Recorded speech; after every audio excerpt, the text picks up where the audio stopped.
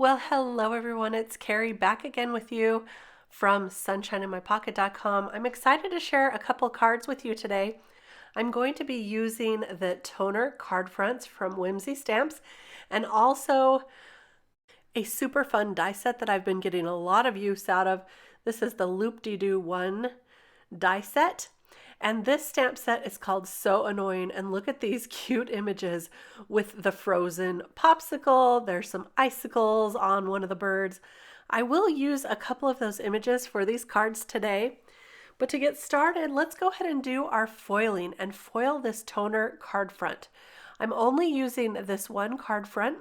This is a beautiful one. It's got snowflakes on it, and I'm going to pull out some aqua colored foil to foil that. I'm using my mini Mink today. You could also use a laminator if you have that.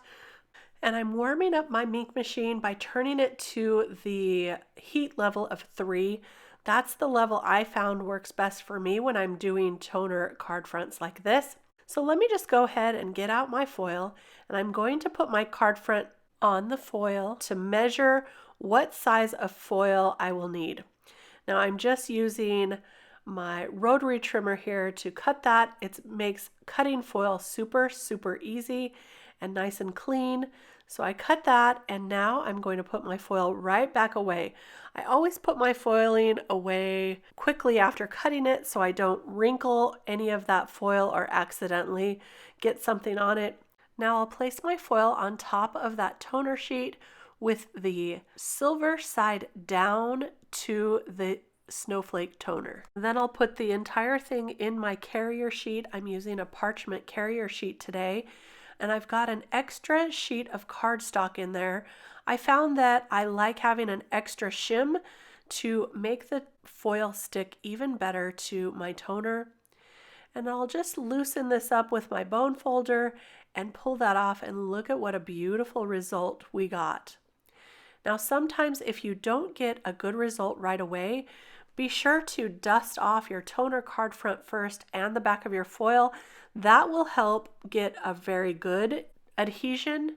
And I'm going to take the extra foil that I had and put it on some toner paper to use that as another piece for another card. And you can see that some of it did not adhere very well, but I'm not worried about that today because I'm going to be covering that mostly up with our ornament. In normal circumstances, I would run it through again to make sure that all that is foiled really well, but today, like I said, I'm going to be covering most of that up. So now I'm going to start in on the coloring. I'm coloring this cute little crow holding a popsicle with a worm in it. And I'll color this mostly on screen for you using a few shades of orange. Today I have YR02, YR04, and YR20 to color in the beak here. And I'll use those also for the legs. The legs are so cute and stripedy, so I'm using a darker color for one stripe and the lighter color for the other stripes. And then I'll go ahead and color the popsicle in some shades of blue. Now this is kind of like an ice cube, so that's why I thought the blue would be great. But I'm going to color up that worm with a light R02 before I cover it up with the rest of those blues. I'll bring in our R11 here too. I love these images. I love how fun and playful they are. And now you can see I'm using the blues right over the R colors that we colored the worm. Now I'll go ahead and color in his mouth and his tongue with a light pink and his mouth with a gray color. I'm going to add some color to his eyes using those icy blues again. And I thought that the mouth needed a little bit of darkness there, so I ended up bringing in a darker gray. And I'm going to color the bird itself. I thought a bluebird would be really fun.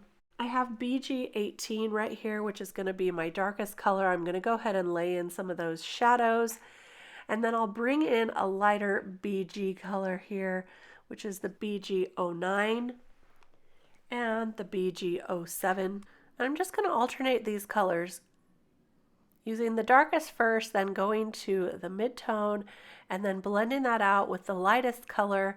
And I'll probably go back in and darken up some of the dark areas as well, which is what I usually like to do when I color.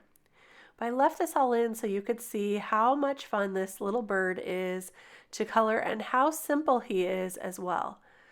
I'm also going to bring in a lighter blue. I didn't like this one, so I set that aside, and I'm choosing another to bring in. This is the BG13, and that's what I'm going to use as the lightest color to blend all of the rest of those through. So I've sped this up just a little bit, and I'll finish coloring him out, blending all of those through and adding just a little more darkness as well. Isn't he cute? Super fun images in this stamp set. Now I'll go ahead and color his hat. I'm going to add stripes, just using my marker here to add some green stripes. Then I'll blend out with some of a lighter green and an even lighter green as well to color his hat. Then I'll go ahead and color the brim and the little pom-pom on top using the lightest green and bring in an even lighter green into that.